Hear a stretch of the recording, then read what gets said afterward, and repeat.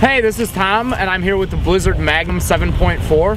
For its category, I'm gonna give this thing a 5 out of 5. Full sidewall at $5.99, holds an edge really well, initiates effortlessly.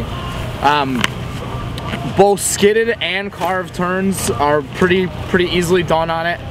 So it's gonna be a great transitional ski. That person who's a solid intermediate and looking to kind of improve, get their technique down a little better, and wants a good solid front side ski that's going to carve real well and hold real well, the Magnum can certainly do that.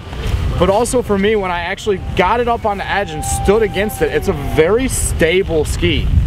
So your more casual advanced skier that's maybe looking to spend a little bit less could also be real happy with this.